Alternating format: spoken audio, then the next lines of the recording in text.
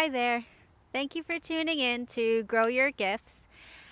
Today I'm going to be talking about victim mentality serves a purpose and always comes from a real place. I'll be using my handy dandy new notebook so I filled the other one. So let's get right in it. So this phrase, or rather a put down, victim mentality, is thrown around a lot these days. To me, it's like resting itch face, or you'd be so pretty if you just smiled. If a passerby or someone I just met said any of those phrases, or I heard that they said it about me, my gut reaction slash super intelligence is like, you don't know me. How presumptuous and condescending and minimizing what I have endured and overcome. Like, if only people would inquire and take the time to get to know someone. For me, every single time I dug deeper and I simply listened with an open heart, the other person had experienced something horrific. PTSD doesn't even begin to put it into words. You never know what someone is or has been struggling with. The death of someone close, being the primary caregiver of someone with special needs, having a close family member or friend who is suicidal or addicted to hard and dangerous drugs, a person whose parent has Alzheimer's, a couple grieving the death of a child, someone who was raped or molested or severely taken advantage of, domestic violence, spousal abuse. Sadly, the list goes on, and it's usually multiple varying levels of hell piled onto this person. You just never know, even if they tell you a little bit here and there. Look, in my opinion, that horrible thing should never have happened. You didn't do anything to deserve it. It is not your fault. And never remove compassion from the equation. So I just wanted to add something too about victim mentality that came to mind when I left my mind. So, c'est la vie. Let's see if it'll come back.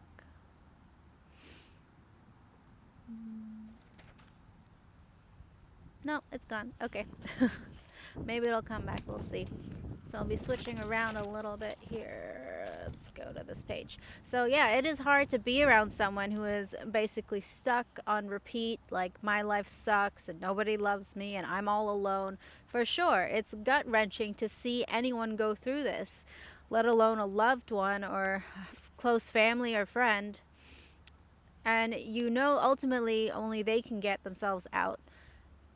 You can help in some ways, but no one can do the work for them.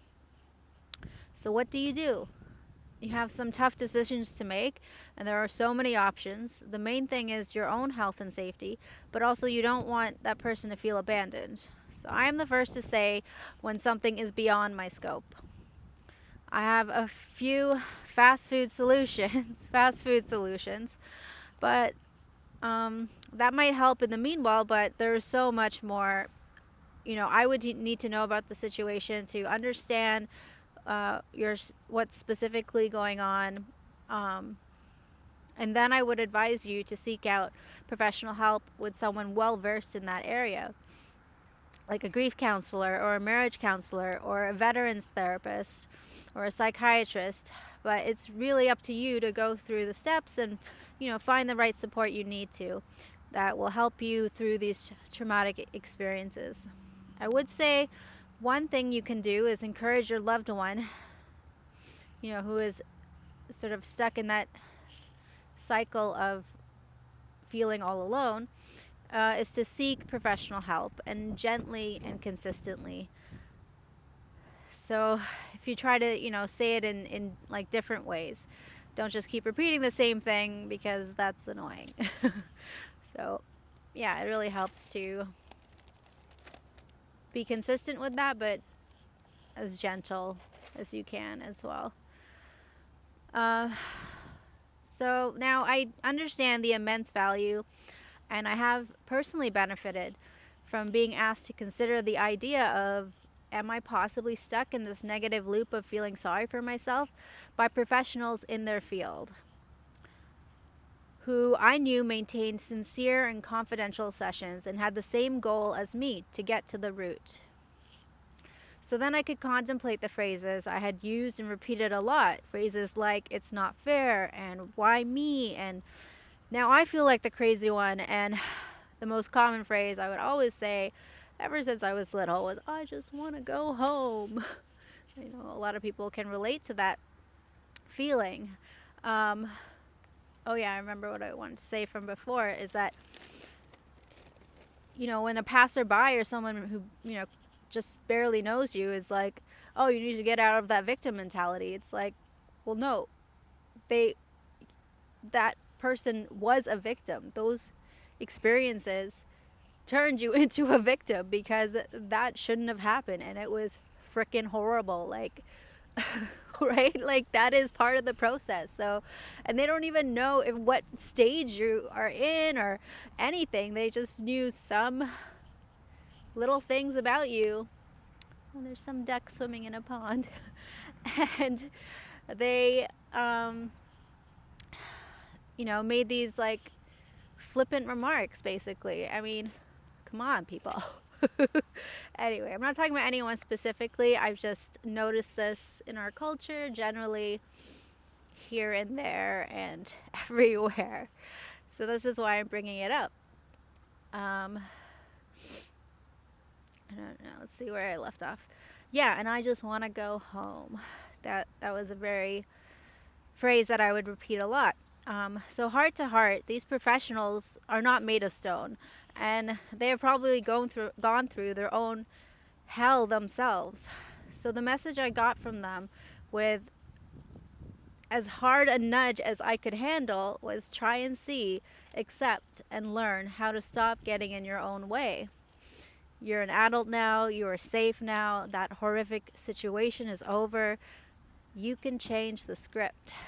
So it was very helpful, very powerful, and very loving and kind. And at the time, it did feel like a hard nudge, because that was the space I was in. But I needed to hear it, and we'd worked so closely together and gone through so many details together that, and they have the experience and the sort of education in that area that I needed help with. So they were simply trying to help me see how I have the power to heal and help myself. So yes, I do see the positive to the phrase victim mentality, and I have reaped the benefits. I've literally gone from victim to survivor to my true self to thriver. Well, that's a continuous journey, learning how to thrive. But I know that severe depression that I was in, I will never go back to, because I simply have a plethora of tools and support and inner guidance now.